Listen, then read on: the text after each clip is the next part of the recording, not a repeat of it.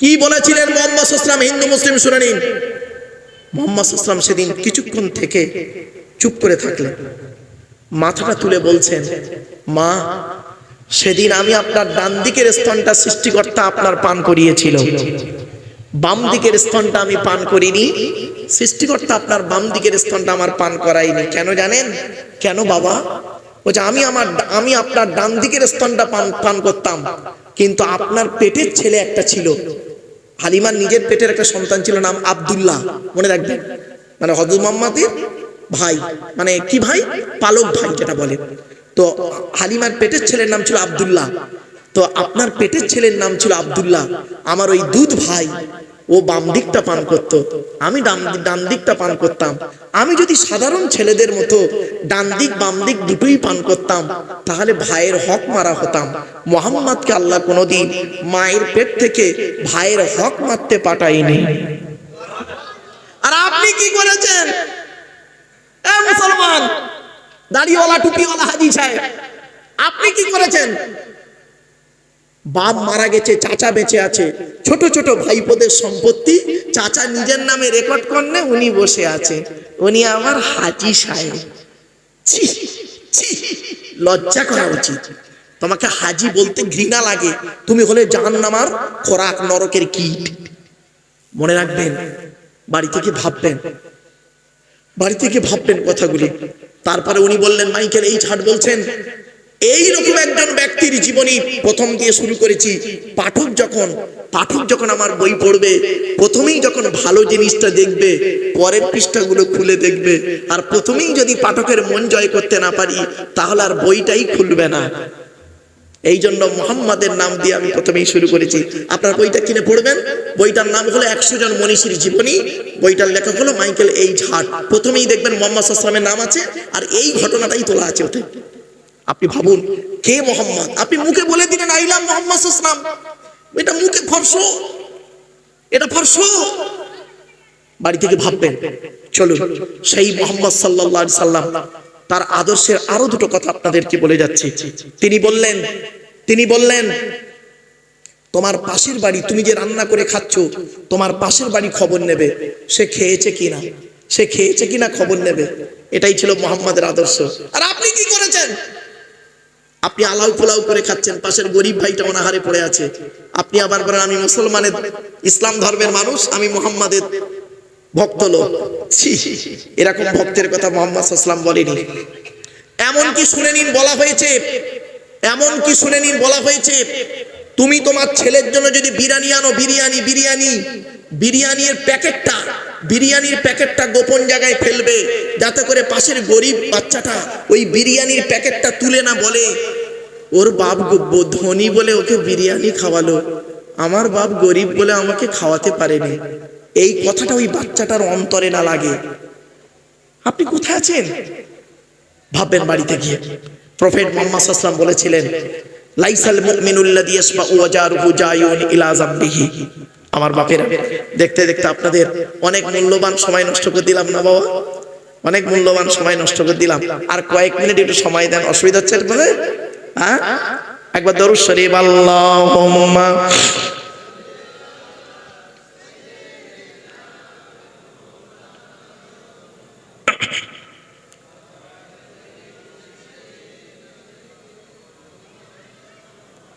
আমার আলোচনার বিষয় ছিল কি? একজন পুরুষকে কিয়ামতের মাঠে 10 রকম প্রশ্ন করা হবে, মনে আছে? তার মধ্যে একটা বলেছিলাম কি, স্বামী হিসাবে আপনাকে কিয়ামতের মাঠে ধরবে, পরকালে স্বামী হিসাবে সৃষ্টিকর্তা ধরবে, তুমি তোমার স্ত্রীর হক আদায় করেছো কিনা। স্ত্রীকে 17টা শিক্ষা দিতে হবে, প্রফেট মুহাম্মদ সাল্লাল্লাহু আলাইহি ওয়াসাল্লাম বলেছেন। তার মধ্যে কয়েকটা শিক্ষা বলেছি, আর কয়েকটা বলছি, শুনে নিন। এরপরে মুহাম্মদ সাল্লাল্লাহু আলাইহি ওয়াসাল্লাম বলেছেন, তুমি যেমন খাবে স্ত্রীকে তেমন খাওয়াবে, তুমি যেমন পড়বে স্ত্রীকে সেই কোয়ালিটির পড়াবে। কিছু বুঝতে পারছেন আমার ওয়াজ? এরপরে নবী মুহাম্মদ সাল্লাল্লাহু আলাইহি ওয়াসাল্লাম বলেছেন, তুমি তোমার স্ত্রীকে নিয়ে মাঝে মাঝে বেড়াতে বেরোবে। শুনে নিন, স্ত্রীকে নিয়ে বেড়াতে যাওয়া সুন্নাত। মুহাম্মদ সাল্লাল্লাহু আলাইহি ওয়াসাল্লাম স্ত্রীকে নিয়ে মাঝে মাঝে বেড়াতে বেরোতেন, বাচ্চাদেরকে নিয়ে স্ত্রীকে নিয়ে বেড়াতে বেরোবেন। তবে স্ত্রীটা যেন নিজের স্ত্রী হয়, অন্যের বউ নিয়ে যাবেন না, রাগ করবেন না। দীঘায় যাচ্ছেন ইকো পার্ক চিড়িয়াখানা ভিক্টোরিয়া জাদুঘর তারামণ্ডলে গেছেন, নিজের স্ত্রী ছেলে মেয়েকে নিয়ে যান, দেখবেন কোনো টেনশন থাকবে না। আর পরের বউ নিয়ে গেলে কেমন করবে জানেন? আমার মুখের দিকে তাকান আপনারা, আমার মুখের দিকে তাকান, পরের বউ নিয়ে গেলে খালি এমন করবে, চোরের মতো খালি এদিক ওদিক করছে। কারণ বুঝবেন বউটা ওর নিজের নয়, অন্যের বউ। খারাপ সেন্স নেবেন না, অতি বাস্তব কথা বললাম। শয়তানের চক্রে বৈধ বস্তুতে মজা কম, অবৈধ বস্তুতে মজা বেশি। আর সৃষ্টিকর্তার রহমতের দুনিয়াতে বৈধ বস্তুতে ডবল মজা, অবৈধ বস্তুতে মজাই নেই। খুলে বলি একটু, আমার স্ত্রীটা না খুব সুন্দরী জানেন, তাকে দেখে শুনে বিবাহ করেছিলাম। স্ত্রীটা দেখতে খুব সুন্দরী, দু ছেলের মা হলে কি হবে, এখনো গায়ের গ্লামার যায়নি, খুব সুন্দরী দেখতে। কিন্তু আমার স্ত্রীর প্রতি আমার আর ভালোবাসা নেই জানেন। কাজের মেয়েটা দেখতে অত ভালো নয়, ওর পেছনেই পড়ে আছি। বাড়ি থেকে কথাটা ভাববেন। এই জন্য নিজের স্ত্রীকে মূল্যায়ন করুন। মনে রাখবেন, পৃথিবীর শ্রেষ্ঠ নার্স। আমি একদিন MA সেকেন্ড ইয়ার স্টুডেন্টদেরকে পড়াতে SSC MSc পড়াই তো, এবং এই সার্ভিস কমিশনের ছেলে মেয়ে পড়াই। তো একদিন স্টুডেন্টদেরকে বলছি, আরে তোদের যদি প্রশ্ন করে, ইন্টারভিউতে যদি প্রশ্ন করে, কি উত্তর দিবি? তো তোদের একটা প্রশ্ন করি, বল পৃথিবীর শ্রেষ্ঠ নার্সের নাম কি? পৃথিবীর শ্রেষ্ঠ নার্স মানে বুঝতে পারছেন তো, সেবিকা নার্স। তো পৃথিবীর শ্রেষ্ঠ নার্সের নাম বলতো। তখন একটা মেয়ে বললো, স্যার আমি বলবো। বল। বলছে ফ্লোরেন্স নাইটিঙ্গেল। আর একজন বলছে, স্যার হ্যাঁ ওইটাই। এটাই তো ভুল করলি। শুনে নিন, পৃথিবীর শ্রেষ্ঠ নার্সের নাম কি জানেন? আপনার স্ত্রী, ওয়াইফ হলো পৃথিবীর শ্রেষ্ঠ নার্স। হসপিটালের নার্স টাকার মাধ্যমে আপনার পেশাব পায়খানা পরিষ্কার করে দেবে, জামাটাকে চেঞ্জ করে দেবে, এর বেশি আর কিছু করতে পারবে না। নার্সিং হোমের নার্স এর বেশি কিছু করতে পারবে না। আর আপনার নিজের ওয়াইফ, স্ত্রী করবে কি জানেন? সব কিছু আপনার জন্য উজাড় করে দিতে পারে। স্টুডেন্টরা, হিন্দু মুসলিম স্টুডেন্টরা শুনে নাও, স্টুডেন্ট কাকে বলে? What student. কে স্টুডেন্ট?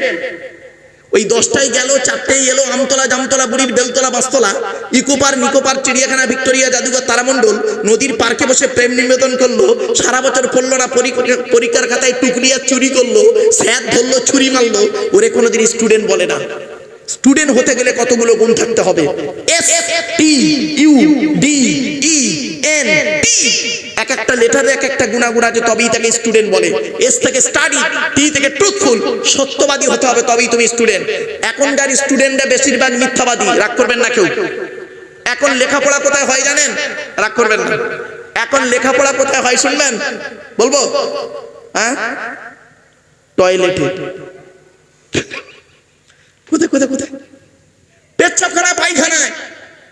বাবা, আমার স্কুলে মাধ্যমিকের সেন্টার পড়ে, আর আমরা একটা স্কুলে উচ্চ মাধ্যমিকের সেন্টার নিতে যাই।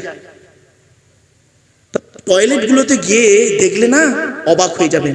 বইয়ের পৃষ্ঠা ছেঁড়া, মাইক্রো জেরক্স, টুকলি, বই পেচ্ছাপখানা পায়খানায় ফেলে রেখে চলে এসছে। আর একটা স্টুডেন্ট, সত্যি ভালো স্টুডেন্ট, মেরিট স্টুডেন্ট, সে তার পেশাব পেয়েছে, সে গিয়ে পেশাব ফিরে চলে এলো।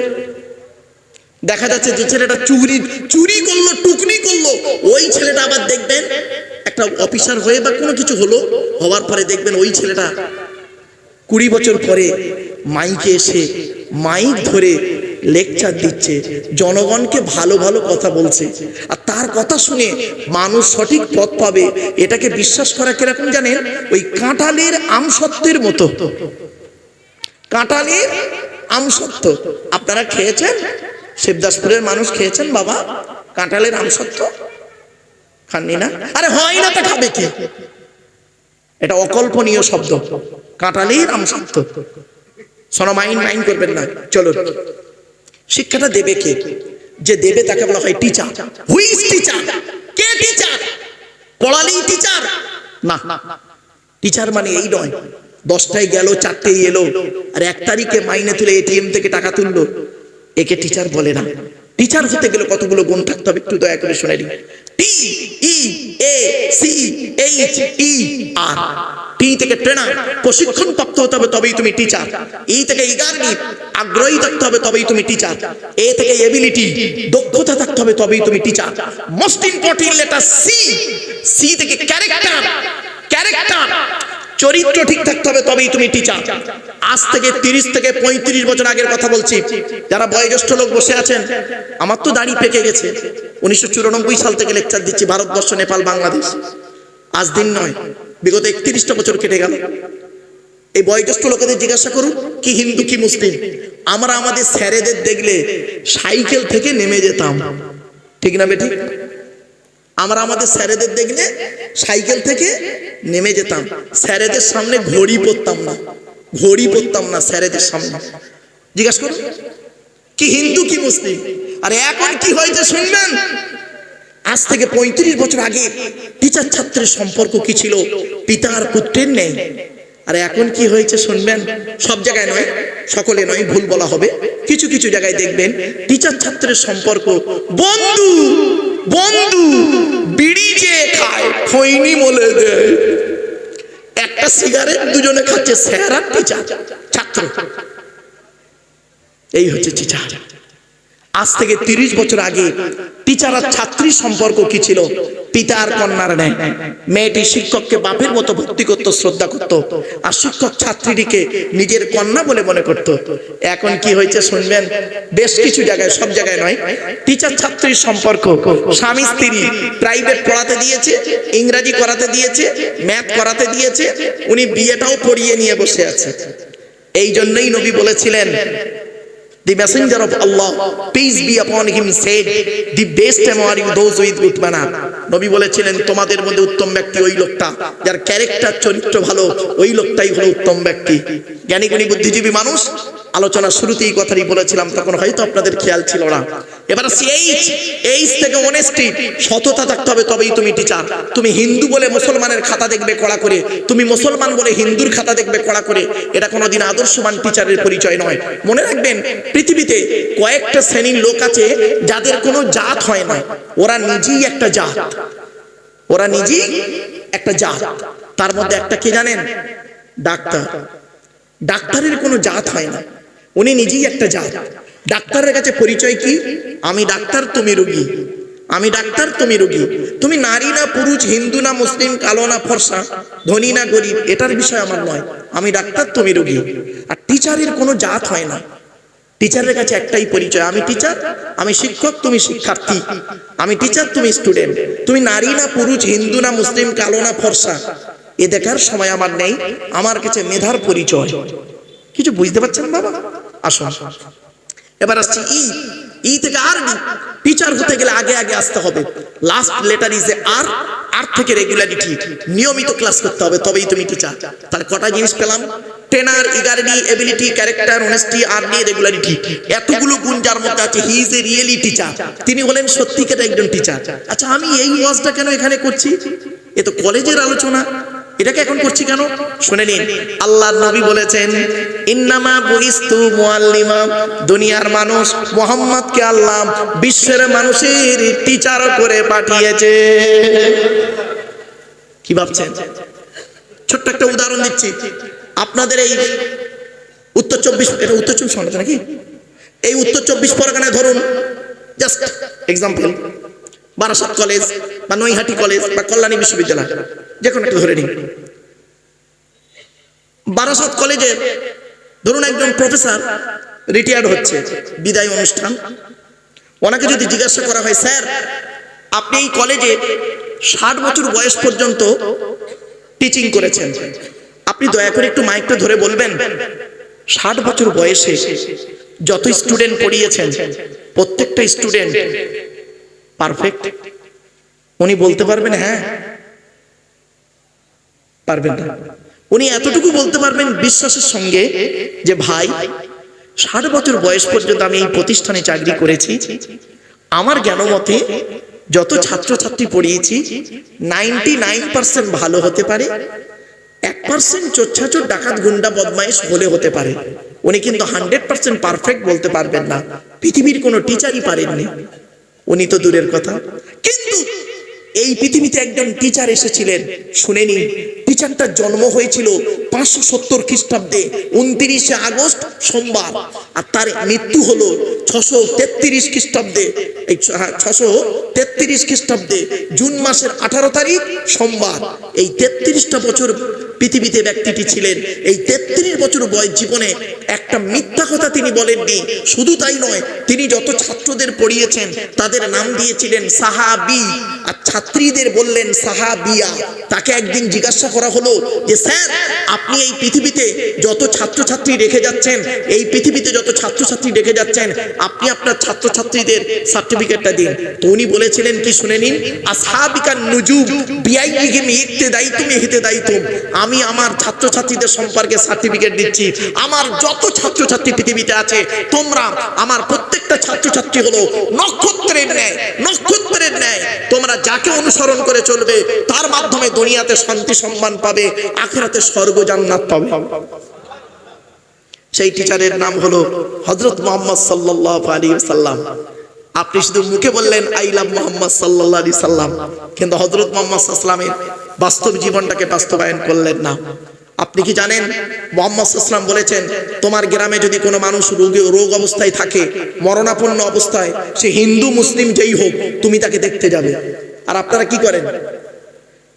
আপনি তো মুসলিম গালে দাড়ি দিয়ে বসে আছেন, আপনার পাশের বাড়ি হিন্দু, একজন একই ক্লাসে পড়তে 70 বছরের হিন্দু মানুষটা মরে যাচ্ছে, মৃত্যুর পথযাত্রী, আপনি তাকে দেখতে গেলেন না। আপনি কি জানেন, শুনে নিন, মুহাম্মদ সাল্লাল্লাহু আলাইহি সাল্লামের কাছে একজন অমুসলিমদের ছেলে আসতো, অমুসলিমদের ছেলে মুহাম্মদ সাল্লাল্লাহু আলাইহি সাল্লামের কাছে মাঝে মাঝে আসতো। তো কয়েকদিন হলো ছেলেটি আর আসে না।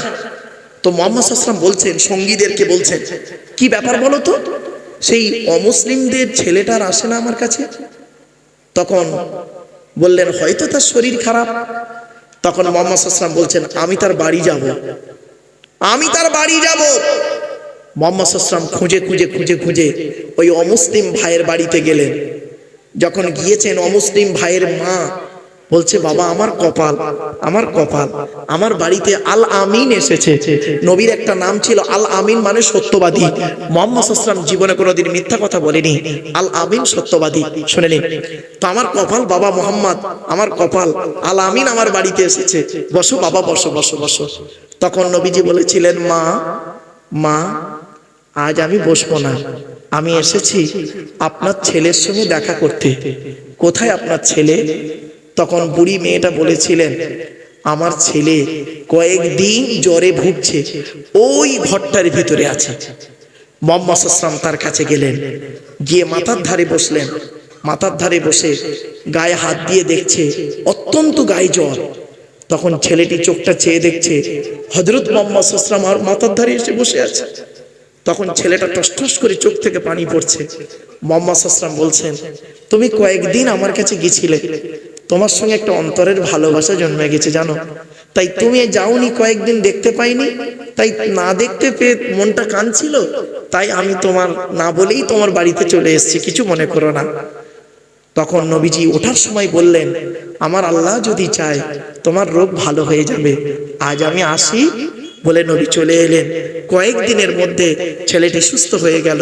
হয়ে যাবার পর নবীজির কাছে এসে বললেন যে, আমি ইহুদিদের কেতাবে, ইহুদিদের ধর্মগ্রন্থে তওরাতে শুনেছি আখেরি জামানায় একজন নবীর আবির্ভাব ঘটবে, তার ব্যবহার হবে এত ভালো, সে কোনো কিছু দেখবে না, গরিব দুঃখীদের পাশে দাঁড়াবে, অসহায় মানুষের পাশে দাঁড়াবে, অসুস্থ রোগীদের পাশে দাঁড়িয়ে সুস্থতার চিন্তা ভাবনা নেবে। এ সেই অন্য কেউ নেই, আপনিই হলেন সেই ব্যক্তি মুহাম্মদ। অতএব আজ আমি ইসলামের কালেমা পড়ে মুসলমান হয়ে গেলাম। আপনি কি করেছেন? নামের আগে মোহাম্মদ লিখেছেন, খালি ফালতু। চলুন আরেকটা দিচ্ছি উদাহরণ, অসুবিধা হচ্ছে আপনাদের? হবে না বন্ধ করতে দেবো? আরে ভাই হবে না বন্ধ করতে দেবো? হবে? চলো, পৃথিবীর একজন মারাত্মক ঐতিহাসিক লোকটার নাম হলো মাইকেল এইচ হার্ট, নামটা মনে রাখবেন। তিনি জীবনে একটা কিতাব লিখেছেন, পুস্তক, বইটার নাম হলো D100 100 জন, পৃথিবীর 100 জন মনীষীর জীবনী লিখেছেন। তার মধ্যে ঈশ্বরচন্দ্র বিদ্যাসাগর আছে, রবীন্দ্রনাথ ঠাকুর আছে, রামকৃষ্ণ পরমহংসদেব আছে, আপনার কি বলবো ফ্লোরেন্স নাইটিঙ্গেল থেকে শুরু করে 100 জন মনীষীর জীবনী তিনি লিখেছেন। তিনি একজন খ্রিস্টান, মুসলমান নন, খ্রিস্টান। তিনি বইয়ের প্রথমেই যার নাম দিয়ে শুরু করেছেন তিনি হলেন মোহাম্মদ সাল্লাল্লাহু আলাইহি ওয়াসাল্লাম। তো উনি যেদিন বইটা পাবলিশ করছেন, বড় বড় জ্ঞানী গুণীরা ওনাকে প্রশ্ন করলেন, আপনি একজন ইহুদি হয়ে, আপনি একজন খ্রিস্টান হয়ে ঈসা নবীর নাম প্রথম শুরু না করে, জোসেফ ক্রাইস্ট, যিশু খ্রিস্টের নাম দিয়ে শুরু না করে মোহাম্মদের নাম দিয়ে কেন বইয়ের প্রথম শুরু করলেন? বলুন বলুন, এইটাই আপনার আমাদের প্রশ্ন। তখন উনি কি বলেছিলেন শুনে নিন, শিবদাসপুরের হিন্দু মুসলিম শুনে নিন। উনি বললেন, আমি 100 জন মনীষীর জীবনী পড়েছি, বহু মনীষীর জীবনী পড়েছি, তার মধ্যে আমার ব্রেনে এই 100 জন মনীষী জায়গা পেয়েছে। তো 100 জনের জীবনী এই বইটাই লিখেছি। বইটা ইংরেজিতে আছে, বাংলায় বের হয়ে গেছে, হিন্দু মুসলিম সকলে কিনে পড়তে পারেন। বইটার নাম হলো 100 জন মনীষীর জীবনী, মাইকেল এইচ হার্ট, বইটার নাম বলে দিলাম। তো প্রথমে উনি বলছেন, আমি কেন মুহাম্মাদের নাম দিয়ে শুরু করেছি জানেন? শুনে নিন শ্রোতা মণ্ডলী, আপনারা বইয়ের প্রথম পৃষ্ঠাটা একটু দয়া করে পড়ুন, আর আপনারা পড়বেন, প্রথম পৃষ্ঠাটা দয়া করে পড়ুন। তো প্রথম পৃষ্ঠায় উনি লিখছেন, হযরত মুহাম্মদ সাল্লাল্লাহু আলাইহি সাল্লাম করেছিল কি, ওনার বয়স যখন, উনি মায়ের পেট থেকে যখন এলো, কিছুদিন মায়ের দুধ খাবার পরে আরবের প্রথা অনুযায়ী অন্যের কাছে দুধ পান করাতো। মনে আছে আপনাদের, এই কথা শুনেছেন তো? তো ওনাকে একটা মেয়ে ছেলে দুধ পান করাতো। মেয়েটার নাম কি? হালিমা। কি বললাম? দুধ মাতা ওকে বলা হয়, হালিমা। তো হালিমা ঘরে গিয়ে হালিমার ডান দিকের স্তনটা মুহাম্মদ সাল্লাল্লাহু আলাইহি ওয়াসাল্লাম পান করতেন। শুনে নিন, ডান দিকের স্তনটা মুহাম্মদ সাল্লাল্লাহু আলাইহি ওয়াসাল্লাম পান করতেন। হালিমার বাম দিকের স্তনটা কোনোদিন পান করেনি। হালিমা বলছে, হালিমা করেছেন কি, একদিন মুহাম্মদ সাল্লাল্লাহু আলাইহি ওয়াসাল্লামকে নিয়ে বাম দিকের স্তনটা দিয়েছে, মুখটা বন্ধ করে নিয়েছে, খায়নি, ডান দিকটা খেয়েছে। সেই রাতে হালিমার স্বামী বাড়ি এসছে, হারেস, হালিমার স্বামীর নাম হারেস, বাড়ি এসছে। স্বামীকে বলছে, প্রাণের স্বামী, এত বাচ্চার দুধ খাইয়েছি, এই বাচ্চাটা ব্যতিক্রম। মোহাম্মদ বলছে, কেন? বলছে, এই বাচ্চাটা আমার ডান দিকের স্তনটা পান করে, বাম দিকটা পান করে না, কেন তা জানি না। তখন হালিমার স্বামী বলেছিলেন, হালিমা, এই বাচ্চাটা জাতা বাচ্চা নয়, এই বাচ্চার প্রতি একটু যত্ন নাও। ভালো হয়ে গেল। ব্যাস, হালিমার বয়স হয়ে গেছে। হালিমা মারা যাওয়ার 14 দিন আগের ঘটনা। হযরত মুহাম্মদ সাল্লাল্লাহু আলাইহি ওয়াসাল্লামের বয়স হয়েছে। হযরত মুহাম্মদ সাল্লাল্লাহু আলাইহি ওয়াসাল্লাম একদিন বসে আছেন, হালিমা, এই হযরত মুহাম্মদ সাল্লাল্লাহু আলাইহি ওয়াসাল্লাম দেখছেন দূর থেকে একটা বুড়ি মেয়ে ছেলে, একটা বৃদ্ধা মহিলা লাঠি ধরে ধরে কেঁপে কেঁপে কেঁপে কেঁপে আসছে। তখন নবীজি বলছেন সঙ্গীদেরকে, আচ্ছা, ওই যে ভদ্র মহিলাটা আসছে, ওনাকে আমার কাছে নিয়ে আসুন তো। কাছাকাছি এসছে, দেখছে হালিমা। সঙ্গে সঙ্গে নবীজি কাছে যখন হালিমা এসেছে, দুধমা, হালিমা দুধমা এসেছেন। এখন কি দিয়ে বসতে দেয়? কাছে তো কিছুই নেই, কি করে বসতে দেয়? নবীর গায়ে একটা চাদর ছিল। এই মুসলমান, হিন্দু মুসলমানরা শুনে নাও, মুহাম্মদটা কে? নবীর গায়ে চাদর ছিল, তখন গায়ে চাদর পরেছিলেন উনি। কি দিয়ে বসতে দেই, কি দিয়ে বসতে দিই, কাছে তো কিছুই নেই। সঙ্গে সঙ্গে মুহাম্মদ সাল্লাল্লাহু আলাইহি ওয়াসাল্লাম নিজের গায়ের চাদর মোবারকটা খুলে নিলেন, খুলে নিয়ে দুধমা হালিমাকে বিছিয়ে দিলেন বসতে। আচ্ছা বলুন, হালিমা মুহাম্মদ সাল্লাল্লাহু আলাইহি ওয়াসাল্লামের নিজের মা না দুধমা? জোরে বলুন। দুধমা। নিজের গায়ের চাদর খুলে বিছিয়ে দিলেন মুহাম্মদ সাল্লাল্লাহু আলাইহি ওয়াসাল্লাম দুধমাকে বসতে। আর আপনি কি করেছেন? আপনি আপনার মায়ের প্রতি দেখেননি, মাকে খেতে দেননি, আর শাশুড়ির হজেনে যাচ্ছে। আগে ভালো ছেলে হন, পরে ভালো জামাই হবেন। আজ আপনাদের বলে যাচ্ছি, আগে ভালো ছেলে হন, পরে ভালো জামাই হবেন। আমরা এখানে ভালো জামাই হতে পেরেছি, ভালো সন্তান হতে পারিনি। আমার শ্বশুর আমাকে কি বলে জানেন? আমার শ্বশুর আমাকে বলে, আমার জামাই খুব ভালো। আমার শাশুড়ি আমাকে বলে, আমার জামাই খুব ভালো। আর আমার জন্মদাতা বাপটা কি বলে জানেন? ওকে জন্ম দিয়ে পাপ করেছি। পেটে ধরা মাটা কি বলে জানেন? পেটে ধরে ভুল করেছি। কেন? যে মা বাপ আপনাকে ছোটবেলায় কোলে করে আদরের চুমা দিল, কি এমন কাজ করলেন, কার মাধ্যমে করলেন, সেই বৃদ্ধ পিতামাতা আর তোমাকে আব্বা বা মা বলে ডাকে না? শুনে নিন, 75 বছরের বৃদ্ধ বাপ যদি, 75 বছরের বৃদ্ধ পিতা যদি 50 বছরের সন্তানকে যদি আব্বা বলে ডাকে, ওই আব্বা ডাকটা হলো আল্লাহর আরশে আজিমের অন্তর ফাটা ডাক। আগে ভালো ছেলে হন, পরে ভালো জামাই হবেন। এই কোরআনে বলা আছে, সর্বপ্রথম টাকা পয়সা তোমরা কাদের পিছনে ব্যয় করবে, এই কোরআনে আছে। নবীর কাছে একজন ব্যক্তি এসে বলছে, হে নবী, আল্লাহ আমার অনেক অর্থ দিয়েছে, টাকা পয়সা কাদের পিছনে ব্যয় করলে আল্লাহ খুশি হবে বলুন, আমি তাদের পিছনে টাকা পয়সা ব্যয় করে যাব। এই শিবদাসপুরে অনেক কোটিপতি আছে, ধনী লোক আছেন, হিন্দু মুসলিম শুনে নিন, কোরআনে বলা হয়েছে সর্বপ্রথম তুমি তোমার টাকা পয়সা বৃদ্ধ পিতা মাতার পিছনে ব্যয় করবে, আল্লাহ খুশি হয়ে যাবে। লজ্জা করে না? লজ্জা করে না আপনাকে? আপনি একজন শিক্ষিত লোক, আপনার বৃদ্ধ পিতামাতাকে বৃদ্ধাশ্রমে রেখে এসছেন, আপনাকে শিক্ষিত লোক বলে? ছি ছি ছি। যে শিক্ষা পিতামাতাকে বৃদ্ধাশ্রমে রেখে আসে, ওকে শিক্ষিত লোক বলে না, হলো নরকের কীট, জাহান্নামের খোরাক। অনুরোধ করে বলে যাচ্ছি, বৃদ্ধ পিতামাতা যাদের বাড়িতে আছে কষ্ট দেবেন না। চলুন এরপরে কি হচ্ছে দেখুন, প্লিজ অ্যাটেনশন। তো মুহাম্মদ সাল্লাল্লাহু আলাইহি ওয়াসাল্লাম করলেন কি, গায়ের চাদরটা বিছিয়ে দিলেন, হালিমা বসলেন, লাঠিটা সামনে রেখেছে, রেখে বলছে, এবার মুহাম্মদ সাল্লাল্লাহু আলাইহি ওয়াসাল্লামের মুখ আর হালিমার মুখ সামনাসামনি, পাশে যারা আছে চুপ, একটা চুপ। হালিমা বলছে, বাবা মুহাম্মদ, আর মনে হয় বাঁচবো না, আর মনে হয় বাঁচবো না, শরীরটা খুব খারাপ তো বাবা, আর হয়তো দেখা হবে না তোমার সাথে, এবার হয়তো পৃথিবী ছেড়ে দেব। তখন নবীজি বলছেন, মা কি কষ্ট হচ্ছে মা? তখন হালিমা কি বলছে শোনো, শুনে নিন আজকের এখানে বসে বসে। যাদের মাম্মা মরে গেছে তারা এর অনুভব করতে পারবে, আর যাদের মাম্মা বেঁচে আছে তারা হয়তো অনুভব করতে পারবে কি তা জানি না। হালিমাকে বলছে, হালিমা বলছে, বাবা মুহাম্মদ, মরে তো যাব, একটা প্রশ্ন আমাকে কয়েকদিন ধরে কুরে কুরে খাচ্ছে। কি প্রশ্ন মা? বলছে, বাবা মুহাম্মদ, যেদিন তোমাকে তোমার মা আমিনা, নবীর মায়ের নাম কি?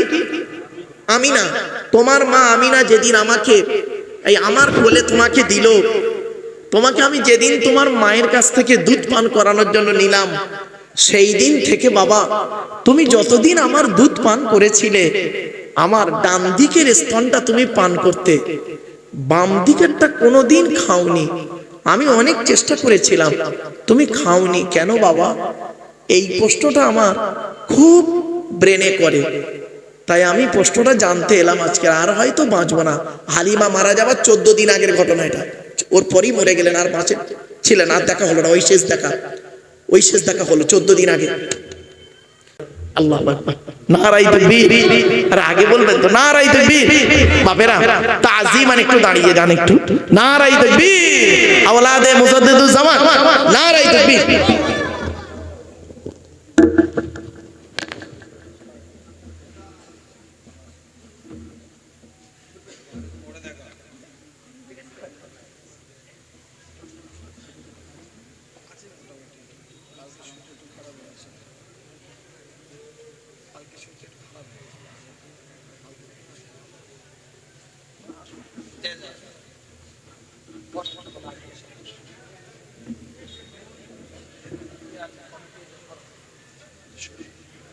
টেবিলটা সরিয়ে সাইড করে দেন। জুতো পরে স্টেজে বসে কি আপনারা কিছু নিচে কিছু ভিজাবে মানে মধ্যে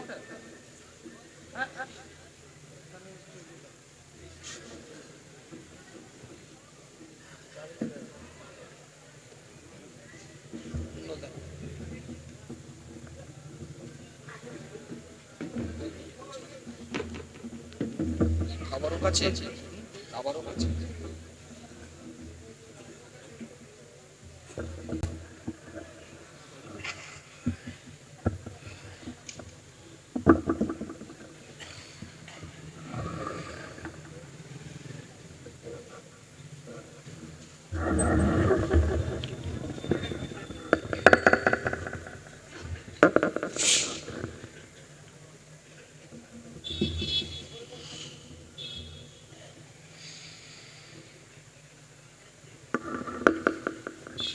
একটা চাদর নিয়ে আসে, নিচে বিছাতে হবে। কি নোংরা করেছে, সভ্যতা নেই সব।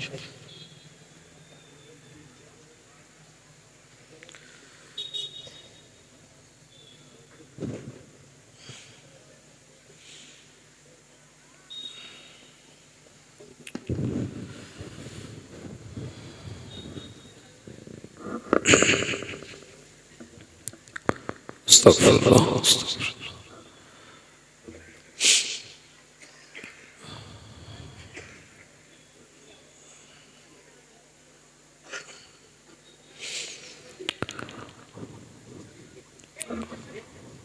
আসসালামু আলাইকুম ওয়া রাহমাতুল্লাহি ওয়া বারাকাতুহু। মহান আল্লাহ রাব্বুল আলামিনের দরবারে লাখো কোটি শুকরিয়া। প্রতি বছরের ন্যায় এবছরেও অত্র এলাকার মানুষ দুনিয়ার সবথেকে উৎকৃষ্টতম জায়গা রিয়াজুল জান্নাহ, জান্নাতের টুকরা, এই সুন্দর পরিবেশ আল্লাহ পাক করার তৌফিক দিয়েছেন, এজন্য শুকরিয়া তার বলি আলহামদুলিল্লাহ। গুনাহগার এসেছি আপনাদের খিদমতে, দোয়া নেবার উদ্দেশ্যে দুই একটা আলোচনা করে বিদায় নেব।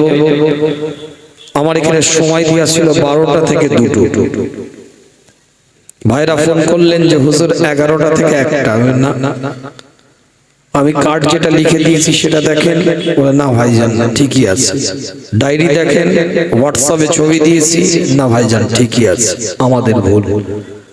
আমি তারপরে বললো আমি চেষ্টা করছি, আমার যেখানে প্রোগ্রাম আগেরটা আছে, যদি কিছু সময় তাদেরকে অল্প আগিয়ে নিয়ে এসে আপনাদের একটু আগে আগে আসা যায়।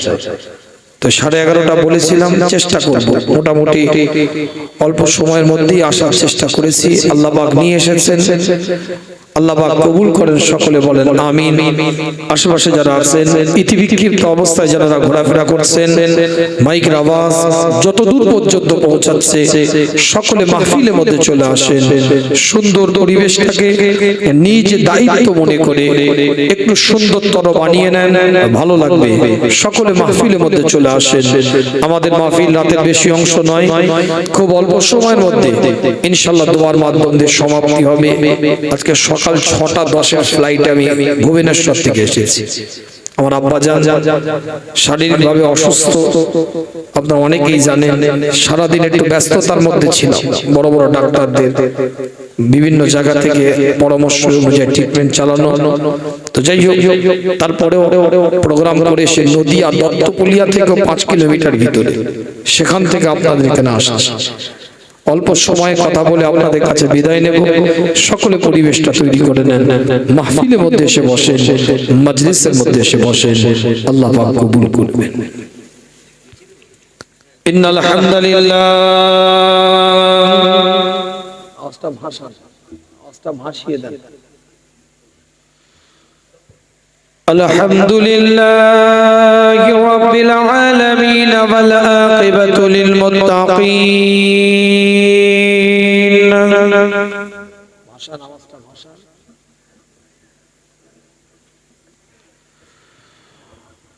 والصلاة والسلام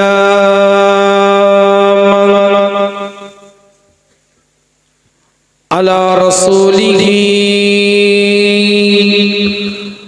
وعلى آله وأصحابه أجمعين. أما بعد فيا أيها الحاضرون رحمنا ورحمكم الله. وقال الله تعالى في شان حبيبه تكريما على رسوله تعظيما لرسوله. إن الله وملائكته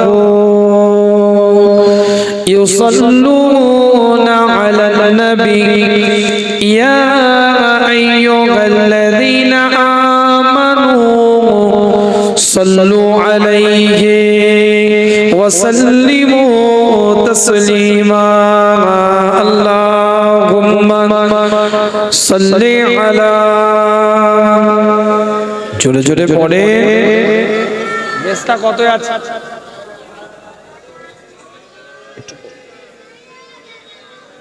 কমান सीना है मदीना सीने में है सीना है मदीना सीने में है ऐ शक्ल ख्याली रोज़े की रोज़ा है अमानत उम्मत की उम्मत है मतवारा रोज़ा की अल्लाहुम्मा सल्ली अला এই বাবু ভাসিয়ে দাও ভাসিয়ে দাও